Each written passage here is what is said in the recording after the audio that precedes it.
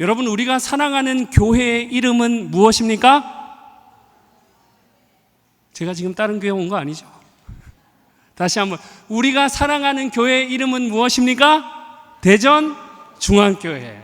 네, 우리 옆에 분하고 함께 인사하실까요? 우리가 교회입니다 하고 인사하겠습니다. 우리가 교회입니다. 네, 저와 여러분은 주께서 사랑하시고 우리가 사랑하는 교회입니다. 오늘 본문은 교회가 무엇인가 하는 정체를 알려주며 우리로 더욱 교회를 사랑케 하는 그런 말씀입니다. 상식적으로 우리가 생각해도 그렇죠. 우리는 모르는 것을 안다고 할 수 없고 모르는 것을 우리는 사랑할 수가 없는 것입니다. 대상에 대한 인식이 없는데 사랑하는 일은 상식적으로 일어날 수 없다는 것이죠. 그래서 하나님께서는 말씀, 이 성경을 통해서 우리로 교회를 사랑하게 할 때 교회를 사랑할 수밖에 없는 이유를 이 말씀에 매우 구체적으로, 적극적으로, 그리고 정확하게 알려주고 계신다는 사실입니다. 교회에 대한 정체를 알지 못하는데 교회를 사랑한다고 하는 것은 맹목적인 사랑이요, 잘못된 사랑으로 변질되기 쉬운 일입니다. 교회를 단지 종교단체 중 하나로 여기거나 단지 건물로만 여기는 세상 수준으로 생각하게 되면 여러분, 우리는 그에 상응하는 평가를 받을 수밖에 없습니다. 특히 삶과 신앙이 분리된 어긋난 삶을 살기 쉽다는 것입니다. 물리적인 구분에 따라서 물리적인 구분만 생각하고 교회 안에서만 거룩하고 밖에서는 외인처럼 세상 사람들과 다름없이 우리가 살아간다면 맛을 잃은 소금이 되어서 우리는 세상으로 비난을 받는 것은 불가피한 일입니다. 세상이 교회를 향해 비난할 때 여러분, 공통된 주장이 무엇인지 아십니까? 교회가 왜 그러냐는 거죠. 교회에 다니는 사람이 왜 그러냐, 이런 말들을 우리가 듣게 되는 것입니다. 이걸 정리하면 이런 말이에요. 교회가 왜 교회답지 못하냐는 것입니다. 왜 교회라는 정체를 가지고 그 정체에 합당하게 살아가지 못하고 질문하고 있는 것입니다. 하나님은 세상을 통해서도 이렇게 우리에게 경종을 울리십니다. 날마다 교회가 무엇인지를 세상의 비난을 통해서라도 깨닫게 하는 기회로 삼으신다는 거죠. 그러나 이러한 주어진 기회들을 무시하고 계속해서 정체에 대한 무지함 속에 머물게 된다면 우리는 교회 사랑 기대하기를 어렵게 되는 것입니다. 왜 그렇습니까? 스스로 정체에 대한 확립이 없으니 그냥 되는 대로 맹목적으로 살게 되고 그저 세상에 많고 많은 종교인 중에 하나로 살면서 무미건조함과 혼란함과 비난받는 삶을 살게 된다는 거죠. 여러분, 이런 삶을 사는데 어떻게 교회 사랑의 마음이 생겨날 수 있겠습니까? 어려운 것이죠. 우리 주님께서도 요한계시록 2장에서 에베소 교회를 책망하실 때 다른 말씀 안 하셨어요. 처음 사랑을 버렸다 말씀하시며 다른 무엇이 아닌 교회 사랑을 잃어버린 것에 주목하고 계셨습니다. 그래서 우리는 날마다 말씀 앞에서 우리의 정체, 교회가 무엇인가를 확인하는 것은 우리 영혼에 있어서 매우 유익한 일이 되는 줄 믿습니다. 말씀 앞에 교회의 정체성을 확립할 때 우리는 교회를 더욱 뜨겁게 사랑하게 되며 그 사랑은 다시 우리를 통해서 세상으로 흘러가게 되는 복을 누리게 되는 것입니다. 그러니 오늘 밤 우리가 말씀을 통해 내가 사랑하는 교회, 내가 사랑할 수밖에 없는 그 이유를 살펴볼 때 우리 모두가 하나님 세우신 교회로 더욱 굳건하게 서게 되는 오늘 이 밤이 되시기를 축복합니다. 첫 번째로 우리로 하여금 뜨거운 사랑을 가진 복된 교회, 견고한 교회로 세우시기 위해 이 교회의 시작이 하나님이심을 성경을 통해 하나님은 우리에게 분명하게 알려주고 계신다는 사실입니다. 오늘 본문 2절에 보시면 바울은 고린도에 있는 교회를 향해서 분명하게 선언하고 있습니다. 고린도에 있는 교회는 다른 누군가의 교회가 아니라 하나님이 시작하고 하나님이 세우신 하나님의 교회라는 사실을 분명하게 선언하고 있다는 것입니다. 고린도 교회에는 굉장히 문제가 많았습니다. 번화한 항구 도시였지만 번영과 더불어 번영이 일어나는 만큼 뭐도 팽배했을까요? 죄악도 팽배한 거예요. 추악하고 더럽고 문란한 문화가 팽배했습니다. 그러니 이런 죄악의 영향을 당시 고린도 교회도 받을 수밖에 없었겠죠. 그래서 사도는 실제 고린도 전후서에서 고린도 교회가 가지고 있는 여러 문제에 대해서 다루었던 것입니다. 교회 안의 분쟁에 대한 문제, 다툼에 대한 문제, 이방인에 대한 문제, 문란한 문제, 이단에 대한 문제, 우상에 대한 문제, 산적한 문제가 있던 교회가 바로 고린도 교회였습니다. 이것은 곧 교회의 정체가 상당히 결핍된 데서 온 것입니다.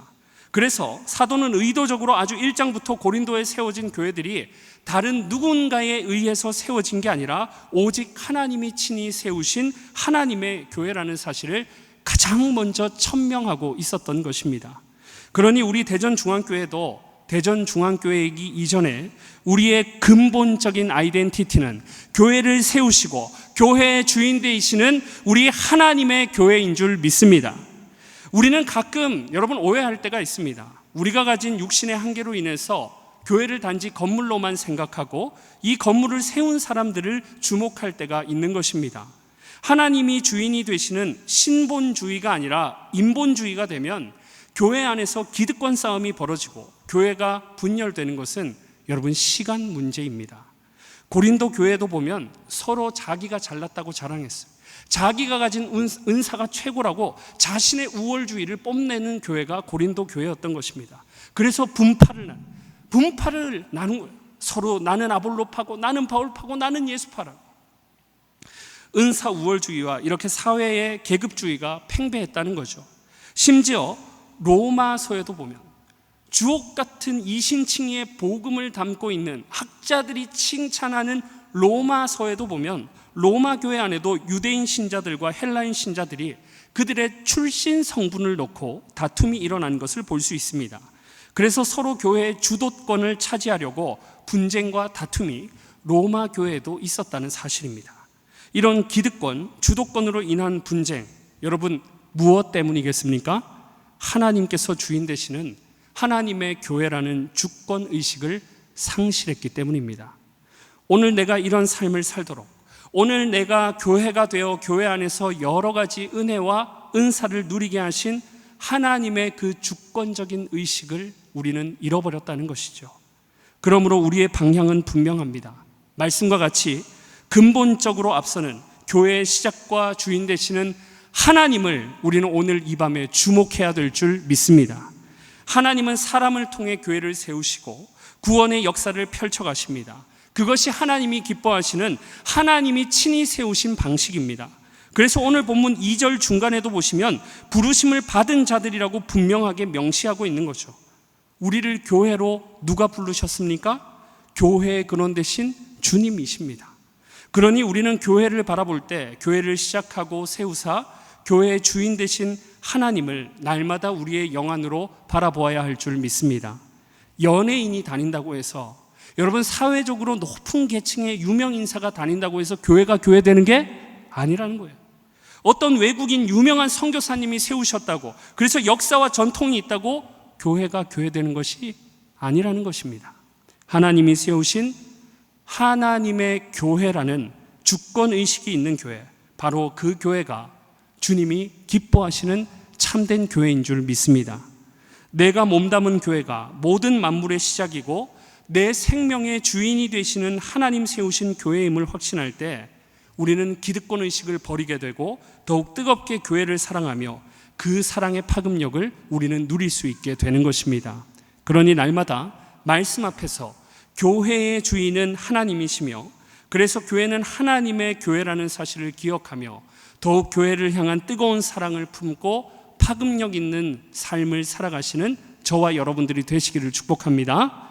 두 번째로 우리로 하여금 뜨거운 사랑을 가진 복된 교회, 견고한 교회로 세우기 위해서 교회만이 갖는 독특한 정체성, 곧 거룩성과 보편성에 대해서 하나님은 말씀을 통해 우리에게 알려주고 계신다는 사실입니다. 우리 교회는 정체성을 날마다 알고 믿고 지키며 살아가기 위해서 매 주일 예배마다 항상 빼놓지 않고 무엇을 합니까? 사도신경으로 신앙을 고백하는 것입니다. 여기서 주의해야 될 것은 사도신경을 외우는 게 아니에요. 외우는 게 아니라 어떻게 하는 거예요? 앞에서 사회자가 뭐라고 말합니까? 사도신경으로 신앙 고백하겠습니다, 이렇게 말하는 거예요. 단순히 우리의 주문을 외우는 게 아닙니다. 형식적으로 하는 게 아닙니다. 내가 믿는 바를 하나님 앞에 고백하는 것이죠. 교리에 토대요 진리의 엑기스와 같은 사도신경에 보면 우리가 믿는 바 중에 거룩한 공회를 믿사오며 라는 고백이 있습니다. 여기서 말하는 거룩한 공회는 거룩하고 보편적인 교회를 말합니다. 그러니 교회는 거룩성과 함께 보편성을 지니는 매우 독특한 정체성을 갖는다는 거죠. 이걸 좀 풀어서 말씀드리면 이런 겁니다. 거룩함으로 보편화된 것이 교회입니다. 거룩함으로 구별된 신자는 모두가 교회라는 것입니다. 이러한 교회의 독특한 정체성, 거룩성과 보편성의 근거는 오늘 말씀에 잘 나타나고 있습니다. 이렇게 독특한 거룩성과 정체성을 동시에 가진 교회, 이 정체를 부여한 분이 누구시냐 하는 게 바로 하나님이라고 우리에게 알려주고 있는 것입니다. 다시 오늘 본문 2절을 보시면 교회는 거룩하신 하나님의 교회이며 결정적으로 그 뒤에 이어지는 말씀에 보니까 그리스도 안에서 어떻게 되어진다고 기록합니까? 거룩하여지고 말씀을 보게 됩니다. 이 말씀을 통해 교회가 어떠한 정체성을 가지고 있음을 알 수 있습니까? 거룩성을 가지고 있음을 알 수 있는 거죠. 동시에 말씀은 이런 거룩성이 오직 한 사람에게만 국한되어 있다고 말하지 않습니다. 오직 한 교회에만 국한되어 있다고 말하지 않습니다.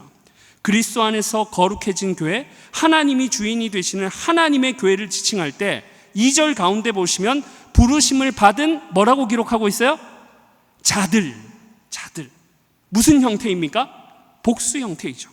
또 이어지는 말씀에 또 각처에서 우리의 주 곧 그들과 우리의 역시 뭡니까? 복수입니다. 그리고 2절 마지막에 주 대신 예수 그리스도의 이름을 부르는 모든 자들에게 복수 형태입니다. 이외에도 3절에 우리, 4절에 너희, 5절에 너희, 6절에 너희, 7절에 다시 우리 주 예수, 또 8절에 주께서 너희를 우리 주 예수. 보세요. 9절마다 교회를 향하여, 하나님께서 사도 바울을 통해서 교회를 향하여 말씀하실 때 단 하나만 거룩하다고 말씀하지 않으시고 복수 형태로 거침없이 선언하고 있습니다. 교회 또 하나의 정체성인, 그래서 무엇을 말하는 것입니까? 보편성을 말하는 것입니다. 이처럼 교회는 거룩으로 구별됨과 동시에 거룩함 속에서 하나 되는 보편성을 갖게 되는 것입니다. 떨어져 있으나 함께 있으나 거룩함으로 하나 된 것이 교회라는 것입니다. 오직 하나님에 의해서 오직 주 예수 그리스도 안에서만 갖는 교회의 거룩성과 보편성이므로 이것은 우리 교회만이 갖는 독특하고 고유한 정체성임을 여러분 믿으시기를 바랍니다. 그럼 이 독특한 정체성으로부터 오는 감격과 은혜는 무엇일까요? 우리는 전능하신 하나님께서 세우신 구별된 공동체로 하나님의 은혜를 누린다는 사실입니다. 여러분 보세요. 저는 여기 있어요.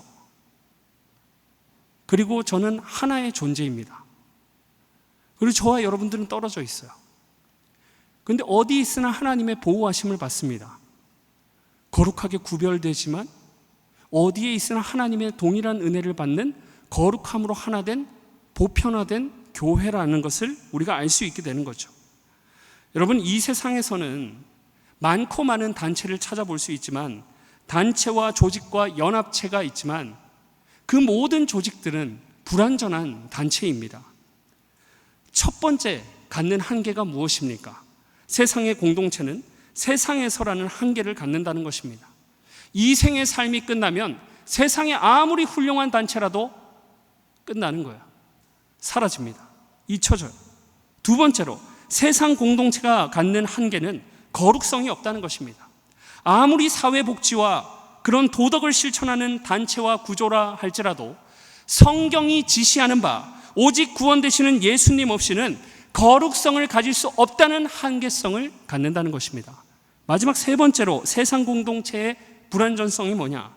이 불완전함을 영원토록 해결할 수가 없다는 것입니다. 모든 사람이 연약하고 죄인임에 따라 세상 공동체는 늘 불완전함의 굴레 속에서 살아가고 벗어날 수 없다는 것입니다. 위기 속에, 무너짐 속에 답 없이 남겨진다는 거죠. 그러나 교회는 어떻습니까? 예수님을 믿는 모든 자들로 보편성과 거룩성을 지닌 교회는 무한하시고 영원하시고 불변하시는 전능하신 하나님이 주인 되시는 교회, 만유의 주 되시며 길과 진리와 생명 되시는 예수님이 머리가 되시는 교회로, 교회는 일시적이지 않습니다. 교회는 이 세상에서 끝나지 않습니다. 시공간에 갇히지 않으며 크로노스라는 물리적인 시간 속에서도 초월적인 하나님의 역사, 카이로스의 역사를 누리는 것이 거룩성과 보편성을 동시에 부여받은 교회의 강점이고 은혜이고 감동인 것입니다. 오병이어의 사건을 생각해 보세요. 2000년 전에 그 공간은 빈들이었습니다. 먹을 게 아무것도 없어요. 그리고 때는 날이 저물어 가는 때였습니다. 물리적인 시간, 크로노스 속에서 일어났어요. 불가능과 결핍과 불완전함이라는 크로노스 속에 교회의 머리 되시는 주님께서 교회의 주인이 되시는 하나님께 축사할 때 오병이어는 크로노스를 뚫고 카이로스라는 하나님의 기적의 역사를 누릴 수 있게 되었던 것입니다. 이처럼 시공간의 창조자가 되시고 시공간을 초월하여 모든 역사를 주관하시는 하나님을 믿고 하나님 친히 세우신 믿음의 공동체가 바로 교회입니다. 하나님께서 물리적인 시간을 초월해서 역사하심으로 우리에게 전능하신 하나님은 거룩성과 보편성을 주시며 그 안에 동시성 속에서 우리에게 은혜를 날마다 이렇게 공급해 주시는 줄 믿습니다.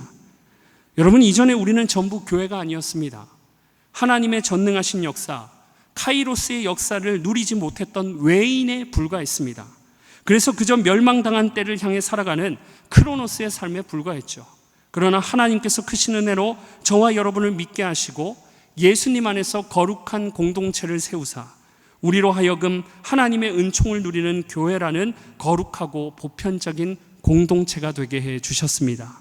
그래서 우리는 날마다 말씀 앞에 거룩성과 보편성을 확인하고 지키기를 힘써야만 하는 것입니다.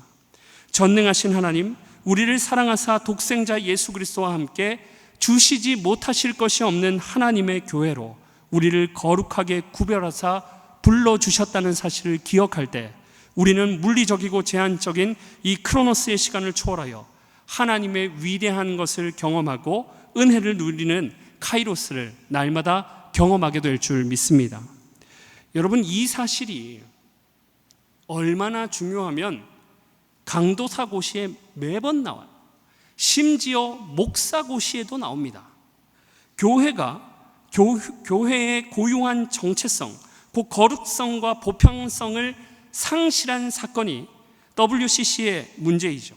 이 WCC의 문제는 매번 등장해서 교회의 지도자들, 교역자들로 하여금 항상 기억하며 살게 하는 것입니다. 그래서 강도사고시, 목사고시 계속 나오는 거예요. 1959년 제가 그래서 강도사고시 볼 때 이거를 연도 외워야 되잖아요. 어떻게 외웠냐? 아이고 오구 이렇게 감탄사로 1959년 회기도 숫자도 기분 나쁜 숫자예요. 제 44회 총회. 그때 대한예수교 장로회가 합동 측과 통합 쪽으로 나뉘게 됩니다. 우리 합동이 통합과 분열하면서까지 지키려고 했던 것은 교회의 고유한 정체성이었습니다. 거룩과 보편성을 지키기 위해서 그 분명한 기준을 수호하기 위해서 가슴 아픈 뼈가 부러지고 찢어지는 듯한 그 아픔을 겪으면서 분리하게 되었죠. WCC는 처음에 전 세계 교회 연합체를 구성해서 교회가 이 세상 가운데 더욱 선한 영향력을 끼치자 하는 취지로 모였습니다. 그렇지만 곧 인본주의로 변질되어서 덩치만 키우려는데 혈안이 된 나머지 모든 종교를 통합하는 지경에 이르게 됩니다. 그래서 이름은 세계교회연합회인데 거기에 불교도 오고 이슬람교도 오고 여러 샤머니즘 종교와 통합을 하여서 여러분 몇 년 전 개회식에서 예배를 드린 게 아니라 무당의 굿으로 개회식을 시작했어요. 교회의 거룩과 보편이라는 정체성을 상실하게 된 것입니다. 이런 방종과 혼란의 자유를 우리 신앙의 선조들은 거부했고 진리를 수호하며 교회의 고유한 정체를 지키고자 거침없이 제44회 총회 때 동의하지 않는 무리들과 분리를 선언했던 것입니다. 그 진리 수호의 역사, 교회의 고유한 정체성을 지키고자 한 몸부림의 위대한 역사의 장소가 지금 여러분들이 앉아있는 우리 대전중앙교회인 줄 믿습니다. 1959년 제44회 총회 때 우리 신앙의 선조들은 진리를 쏘고자 이 자리에서 가슴 아픈 결정을 내리고 치열하게 싸웠던 것입니다. 그분들의 수고와 노력, 진리에 대한 수호에 대한 열정이 있었기 때문에 우리는 오늘 건강하게 신앙생활할 수 있게 된 줄 믿습니다. 우리 하나님께서 거룩성과 보편성을 우리에게 부여하시며 그 독특한 정체성을 하나님께서 말씀에 담아 주셨기 때문에 우리의 신앙의 선조들은 그것을 지키고 그 혜택을, 그 복을 오늘 우리가 받아 누리게 된 것입니다. 여러분, 교회가 여전히 이 땅에서 이 세상에서 희망이 된다고 말하는 이유가 무엇입니까? 바로 이 교회가 갖는 독특한 정체성, 거룩성과 보편성 때문입니다. 거룩하신 예수 그리스도, 만유의 주 되시며 우리를 구원하시고 아낌없이 내어주시는 예수 그리스도를 믿는 믿음 안에서 살아가는 교회이기 때문에 우리는 절망 중에도 그 주님을 바라보며 희망을 노래할 수 있고, 슬픔 중에도 감사하고 찬송하며 기쁨의 삶, 세상을 향한 축복의 통로로 살아갈 수 있게 된 것입니다. 여러분, 저는 제가 목회자가 될 줄 상상도 못했습니다. 소년부 시절까지 못 모르고 저는 교회 다니는 그런 철딱선이 없는 아이였습니다. 그러니까 엄마가 그냥 등짝 때리니까 어쩔 수 없이 교회 나가는 그런 아이 중에 한 명이었어요. 교회 갈 때 어머니가 헌금 500원 주면 교회 버스에서 내려가지고 하필 교회 앞에 문방구가 있어가지고 500원 받아가지고 300원은 뽑기하고 200원은 헌금하고, 어쩌다가 욕심이 생겨서 500원 다 뽑기하고 쓰고서는 선생님한테 어머니가 헌금을 못 챙겨주셨습니다. 주여. 그렇게 뭣도 모르고 교회 다닌 거예요. 그런데 지금도 기억에 남는 게 있습니다. 먼저 교회된 우리 어머니 따라 매주일 저녁 예배 가는데 예배당에 딱 들어오시기만 하면 앉아서 그렇게 우시면서 기도를 하시는 거예요. 한 번은 자세히 들어보니까 저를 위해 기도하고 계셨더라고요. 하나님, 우리 효성이 하나님 지켜주시고 하나님의 자녀로 바르게 성장하게 하여 주옵소서. 또 그러고는 예배 시작하면 저는 지루하고 못 견디니까, 어린 나이에 견디기 힘드니까 나와가지고 로비를 서성서성 걸어 다닙니다. 그러면 안내 보시는 노 권사님 한 분이 인자한 미소를 지으면서 이리 오라고 제게 손짓해요. 그리고 가방에서 사탕을 이렇게 주섬주섬 꺼내주시면서 제게 주시고, 제가 또 다 먹으면 가방에서 또 꺼내주시고, 제가 다 먹으면 또 꺼내주시고, 제가 다 먹으면 또 꺼내주시고. 그래서 저 그때 지금도 궁금해요. 저 과연 그 가방에 몇 개의 캔디가 들어있을까. 그렇게 노 권사님은 아무것도 아니었던 저를 달래며 예배를 드리도록 도와주었습니다. 먼저 하나님 주신 거룩과 보편성을 지니신 하나님의 교회된 어머니와 권사님이 계셨기 때문에 여러분, 오늘 주의 말씀을 전하는 종이 이 자리에 서 있는 거예요. 이 시간 여러분, 한 번 더 옆에 분하고 인사하십시오. 우리는 위대한 주님의 교회입니다. 우리는 거룩성과 보편성을 지닌 하나님의 교회입니다. 네, 저와 여러분은 위대한 하나님의 교회예요. 거룩성과 보편성이라는 말이 너무 어렵잖아요. 지금과 현재와 미래와 모든 것을 다 아우른다는 말이에요. 2000년 전에 계셨던 예수님, 오늘 우리가 어떻게 믿을 수 있습니까? 거룩하고 보편적이신 정체성을 부여하시는 능력의 하나님, 그 하나님이 계시기 때문에 우리는 은혜를 누리는 것입니다. 그리스도 예수 안에서 성도라 부름받은 교회는 언제나 그래서 그리스도의 사랑과 은혜를 제게 공급해 주었습니다. 그리스도 예수 안에서 거룩하여지고 성도라고 부르심을 받고 만유의 주 대신 예수 그리스도의 이름을 부르는 모든 자인 교회이기에, 교회가 함께 교회될 성도를 위해 기도할 때 하나님께서는 치료하시는 은혜를 나타내 주시는 줄 믿습니다. 교회가 함께 교회된 자를 위해서 기도할 때 우리는 함께 웃게 되고 함께 기쁨을 누리며 놀라운 은혜를 우리는 공급받게 되는 줄 믿습니다.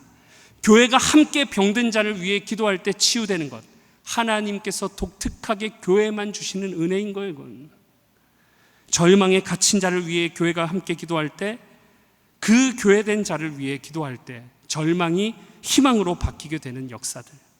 여러분, 그 이유는 분명합니다.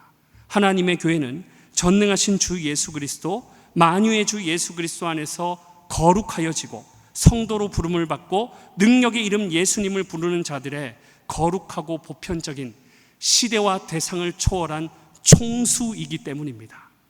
그러므로 사랑하는 교회된 여러분, 날마다 말씀 앞에 우리 교회에 부여하신 이 능력과 은혜의 상징과 같은 거룩성과 보편성을 힘써 지키며 전능하신 주님을 바라볼 때 주님이 부어주신 놀라운 은혜와 사랑을 누리며 더욱 교회를 사랑하는 자로 세워지시기를 축복합니다. 마지막 세 번째로, 하나님께서 교회를 영원토록 견고하게 하신다는 약속이, 영원토록 교회를 견고하게 하시겠다는 그 약속이 우리로 교회를 사랑하게 합니다. 중학생 때 하나님의 놀라운 은혜를 경험하고 신앙생활을 진지하게 하기 시작했습니다. 누가 등 떠밀지 않아도 교회에 빨리 가서 예배를 준비하고 싶은 마음, 교회에 머물러 있으면서 기도하고 찬양하는 모습들, 하나님께서 교회에 부어주신 성령의 능력이 제 가슴에 교회를 향한 뜨거운 사랑이 불타오르게 했던 거죠. 교회가 마치 제가 사랑하는 애인이라도 된 것 마냥 교회 갈 생각하면 혼자 희죽희죽 웃고 있는 거예요. 남들이 볼 때 미련하게 아무도 없는 주일 예배당에 가장 먼저 와서 방석을 깔고 예배를 준비할 때 그 기쁨과 감격은 지금도 잊을 수가 없습니다. 그 설레임, 성령이 거하시는 전 교회가 되면 주님의 성령께서 주의 몸된 교회를 이처럼 사랑하게 하시고 거기로부터 기쁨과 행복을 누리게 하시는 겁니다. 그러다 보니 자연스럽게 매일 예배 시간에 장난치고 그냥 교회 와야 되나 보다 하는 친구들과 점점 거리가 멀어지게 된 거예요. 어떻게든 혼자 있으면 외로우니까 그 친구들하고 친하게 지내보고자 주일에 예배 끝나면 그 친구들 따라서 오락실도 가보고 떡볶이도 먹으러 가는데 내 마음에 정작 기쁨이 없는 거예요. 그래서 결국 어떻게 했겠습니까? 그냥 제가 그 친구들 다 왕따 시켰어요. 혼자 다니게 되었습니다. 그렇게 주일에 이제 교회에 혼자 남게 되는데 그 외로움을 말할 수가 없더라고요. 그런데 하나님의 섭리 가운데 교회에 저보다 나이가 많은 신앙 좋은 고등학생 형님을 하나님께서 만나게 해주십니다. 그래서 중등부 예배만 마치면 이제 저녁 예배하기 전까지 그 형하고 맨날 만나서 교제하는 거예요. 더구나 이 형이 당시 큰 인기를 끌었던 기타를 너무 잘 치지 않으셨어요? 또 그 형이 고등학생인데 교회 음향 기계도 좀 만질 줄 아는 거예요. 그런 형하고 친하게 지내니까 만나면 맨날 여러분 뭐 할까요? 기타 치고 찬양하고 기도하고 교회 음향기기 만지다가 고장도 내보고 그렇게 지내면서 놀았습니다. 정말 일주일 중에 주일이 제게 유일한 낙이었던 때였습니다. 그렇게 지내다 보니까 어느덧 교회에 필요한 사람이 되어서 임원도 하고 찬양팀도 하고 방송실에 들어가서 봉사도 하고 저녁에는 또 주일날 저녁에 찬양팀도 맡게 되었습니다. 사이드에 있던 존재감 없던 제가 갑자기 인지도 확 상승한 거예요. 그러던 중에 고1이 되던 어느 날 고1밖에 안 된 제 마음속에 이런 생각이 떠올랐습니다. 야, 나 없으면 이제 교회 안 돌아간다. 내가 이렇게 교회에 주름 잡으면서 많은 일들을 하는데 나 없으면 아마 교회가 발칵 뒤집힐 것이다 라는 하나님 앞에 아주 당돌하고 교만한 생각을 했어요. 근데 여러분, 그냥 인간적인 입장에서 생각해 보면 정말 그렇거든요. 섬김의 손길 하나가 아쉬운 시점에 할 줄 아는 게 많고 하려는 의지가 있는 사람은 그만큼 찾기가 힘듭니다. 그래서 이 인간적인 입장을 가지고 훗날 교회의 미래를 걱정하며 앞에 말씀드렸던 저하고 친하게 지낸 신앙의 멘토가 되는 그 형에게 고1짜리가 고민을 털어놓는 거죠. 형, 아무리 생각해도 나는 우리 교회의 미래가 걱정돼. 형도 알다시피 내가 지금 교회에서 맡은 일이 참 많잖아. 내가 혹시라도 가거나 대학교 생활을 멀리 가서 하게 되면, 그래서 교회를 떠나게 되면 교회가 무너지지 않을까? 우리 교회 어떡하지? 중요한 건 여기에요. 그때 그 형님이 숨도 안 쉬고 제게 이렇게 말했어요. 야, 걱정하지 마. 너하고 나 같은 거 하나도 없어도 하나님이 전능하시기 때문에 교회 안 무너져. 우습지만 아멘? 정말로 아멘. 그때 저는 그 말 듣고 얼굴이 뜨뜻해지면서 동시에 속으로 허를 수백 번 외쳤어요. 와, 부끄럽더라고요. 생각해보니까 정말 그래요. 내 연약함으로 인해서 금방 인본주의적으로 바뀌게 된 거야. 하나님의 주권의식이 사라지고 인본주의적으로 바뀌니까 내가 교회에서 뭐라도 된 것 마냥 그런 생각을 갖게 된 거죠. 당돌한 생각을 하나님 앞에 했던 것입니다. 그래서 그 형의 말이 지금도 잊혀지지 않고 되새김질되고 교회론에 있어서 저에게 큰 깨달음을 주었던 거죠. 그렇다면 여러분, 지금 목회자가 된 제게 왜 여전히 그 말이 되새김질될까요? 간단합니다. 오늘 말씀과 같이 나를 믿도록 택하신 분도 나를 견고하게 하시는 하나님이시요, 나를 믿게 하셔서 교회로 칭해 주시고 거룩하게 구별된 교회의 구성원이 되게 하신 분도 우리를 마지막까지 견고하게 하시는 하나님이시기 때문인 줄 믿습니다. 그러니까 내가 뭐 잘난 게 있어서 교회로 구별된 게 아니에요, 여러분. 부유한 가정에서 자란 것도 아니고 뭔가 잘난 게 있어서 가능성이 있어서 제 스스로 넉키가이라서 그런 게 아니라는 것입니다. 이 모든 것을 가능하게 하시는 분은 우리를 끝까지 견고하게 하시는 하나님 때문인 줄 믿습니다.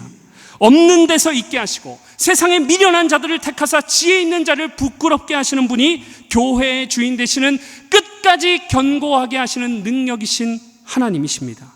주님께서 오늘 말씀과 같이 나 같은 죄인, 아무짝에도 쓸모없는 이 죄인을 그리스도 안에서 믿는 자인 교회로 택하시고 불러주셨기 때문에, 결정적으로 이런 일은 오직 하나님만이 하실 수 있는 역사이기 때문에 진정 교회의 주인은 하나님이시고 우리는 다만 불러주신 은혜에 감격하며 평생 복된 주의 종으로 섬기는 주의 몸된 교회가 된 줄 믿습니다. 그러니 교회 안에서 여러분, 나 없으면 안 돼 이런 생각도 옳지 않고 내가 없어도 돼 이런 생각도 옳지 않은 것입니다. 거룩한 교회의 주인이 하나님이심을 믿는다면 대번에 양심이 알아요. 나 없어도 돼? 이 말이 어떤 뉘앙스와 감정에서 나온 부정적인 말인지 우리 양심이 금방 깨닫는다는 거죠. 그저 자격 없는 나를 거룩하고 보편적인 교회로 불러주신 하나님을 위해 그래서 섬기는 것이 믿음으로 하나님께 택함 받은 거룩한 교회인 줄 믿습니다.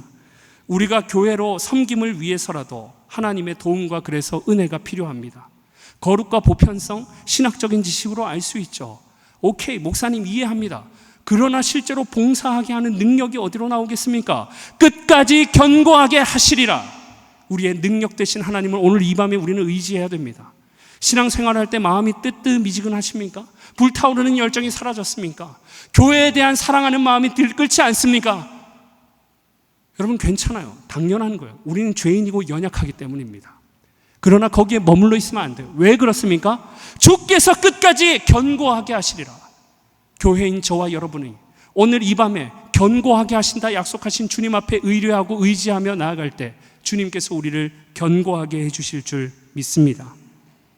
오늘 본문 6절, 8절과 같이 교회된 저와 여러분을 끝까지 어떤 순간에도 견고하게 하시는 하나님이심을 여러분 믿으시기를 축복합니다.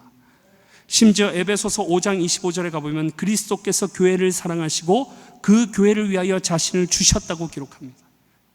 주께서 사랑하시는 교회인데 우리가 어찌 교회를 사랑하지 않을 수 있겠습니까? 주께서 이 교회를 세우시고 친히 이 교회를 통해서 우리에게 날마다 은혜와 복을 주시기 원하시는데 어찌 우리가 교회를 사랑하지 않을 수 있겠습니까? 그러니 하나님께서 우리를 교회로 세워주셨음에 감사하며 그 교회를 끝까지 견고하게 해주신다는 이 약속의 말씀을 붙들며 살아갈 때마다 하나님이 세우신 교회로 이 교회를 더욱 사랑하며 교회로부터 주어지는 수많은 은혜와 견고함을 누리게 되는 우리 교회 되기를 주님의 이름으로 축복합니다. 그러면 여러분, 견고하게 하신다는 말은 우리한테 막연하게 다가올 수 있어요. 견고하게 하실 때 어떻게 견고하게 하시나? 오늘 본문 고린도 전서 1장 8절에 보니까 끝까지 견고하게 하시리라 나와 있어요. 힌트, 고린도 전서 1장 8절. 견고하게 하신다는 약속이 어디에 적혀져 있습니까? 그냥 하늘로부터 뚝 떨어진 음성으로 있습니까? 하나님이 우리에게 텍스트, 글자의 말씀으로 주셨습니다. 하나님께서 우리를 견고하게 하실 때 하나님의 말씀으로 우리를 견고하게 해주시는 줄 믿습니다. 아멘. 웨스트민스터 소요리 문답에도 보면, 신앙 고백서에도 보면 은혜의 수단을 이렇게 우리 신앙의 선조들이 성경에 근거해서 정의합니다. 하나님께서 우리 교회에게 주신 은혜의 수단이 있는데 그 첫 번째 말씀과 성례와 기도, 말씀입니다. 칼빈은 기독교 강요에서 교회의 정체, 표지를 말하며 말씀의 신실한, 말씀의 성실한 선포, 그 기능을 가지고 있어야 그것이 교회이고 교회의 정체됨이라고 말했습니다. 하나님께서 교회를 견고하게 하시고 은혜를 베푸실 때 교회의 말씀을 통해서 견고하게 하십니다. 하나님은 교회를 견고하게 하실 때 오늘 본문 말씀의 기록의 존재와 같이 말씀을 통해 우리를 견고하게 하십니다. 그러니 교회는 말씀과 떨어질 수 없는 거예요. 우리 교회는 지난 여름 동안도 늘 말씀과 함께 했습니다. 우리는 어느덧 9월을 맞이했고 첫 번째 금요 기도회로 모였습니다. 지난 조이풀 청년부 수양회까지 해서 모든 여름 사역들이 하나도 빠짐없이 말씀과 함께 했습니다. 저는 우리 교회 수많은 여름 사역의 말씀을 통해 하나님의 일하심을 보았습니다. 여러분도 보시지 않았습니까? 말씀과 함께하는 여름 사역들은 교회를 더욱 견고하게 했다는 것입니다. 우리로 교회를 사랑하는 마음이 다시금 불타오르게 했다는 거죠. 저는 특세 때 애들이 나와봤자 새벽에 얼마나 나와서 얼마나 기대하는 만큼 특송을 해내겠나, 막 독려하면서도 제 마음이 막 불안한 거예요. 내가 그래도 청소년 사역자 벌써 10년 넘게 했는데 아니 안 나올 거야. 그래도 나와줘요. 제발 한 번만 나와줘 이러면서. 그러나 우리 하나님께서는 말씀을 통해 견고하게 하시는 역사를 나타내시는 거예요. 여름 사역의 말씀을 통해, 특세의 말씀을 통해 은혜 받은 아이들은 교회를 사랑하는 마음을 품고 함께 교회된 자로 살게 되는 역사가 일어났고, 온 성도들이 함께 교회된 자로 그 모습을 보고 기뻐하고 감격했습니다. 그 은혜, 하나님은 말씀을 통해 교회를 견고하게 하십니다.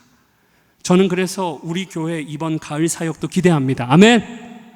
희망을 보고 꿈을 꿉니다. 회의 때 담임 목사님께서 말씀하시는 거예요. 정 목사, 이번 양육 훈련에 인생을 걸어라. 우와, 가슴이 막 두근두근, 벌렁, 부정맥 아닙니다. 두근두근, 그 말 들으면서 요동치게 하는 거죠. 여러분, 교회가 성장하고 견고하게 되고 은혜를 누리는 거 다른 데 없는 거예요. 말씀과 함께 해야 되는 것입니다. 말씀의 통치를 받을 때 우리 하나님 세상 말씀으로 창조하셨잖아요. 진리이신 예수님, 말씀이 육신이 되어 오신 예수님이라고 하잖아요. 말씀을 배우고 말씀의 양육을 받을 때 교회는 견고해지는 것입니다. 그래서 가을 사역이 기대되는 거예요. 우리 주일날 성장반이나 제자반의 간증을 듣지 않았습니까? 우리 모두는 날마다 말씀 배우기를 힘써야 됩니다. 말씀 읽기를 힘써야 되는 거예요. 왜? 주께서 견고하게 하시는 핵심 키워드, 핵심 열쇠가 말씀이기 때문에. 여러분, 오늘 지쳐 계십니까? 하나님의 음성이 들리지 않아서 답답하세요? 건강에 적신호가 들어오고 경제적인 어려움이 생기고 관계에 어려움이 있고 사업에 어려움이 생기십니까? 말씀 앞으로 나아가십시오. 기도하는 대로, 간구하는 대로 들어주시겠다 말씀하시는 주님, 주께서 구하는 자에게 반드시 그 구하는 대로 주시겠다고 말씀하시는 그 음성의 말씀이 성경에 기록되어 있습니다. 그 말씀을 우리가 읽고 붙잡을 때, 그리고 주님 앞에 그 말씀을 붙잡고 기도할 때, 하나님은 약속처럼 그 말씀을 통해 우리의 교회를 더욱 견고하게 하시고 시대와 대상을 초월해서 언제 어디서나 우리에게 한결같은 보편성과 거룩성을 유지하게 하시고 은혜를 베풀어 주실 줄 믿습니다. 이 모든 것이 왜 가능합니까? 교회는 전능하신 하나님으로부터 시작되었기 때문입니다. 찬양팀 나와주시고요. 그러니 이 사실을 여러분 날마다 기억하시기 바랍니다. 칼빈은 어거스틴의 말을 인용해서 교회를 이렇게 표현했습니다. 교회는 신자의 어머니다. 교회를 떠나서 살 수 없습니다. 교회는 여러분에게 젖을 먹여줍니다. 말씀이라는 신령한 젖을 먹여줍니다. 그 신령한 젖을 사모하시고 교회를 사모하십시오. 우리는 자라날 수밖에 없고 성장할 수밖에 없습니다.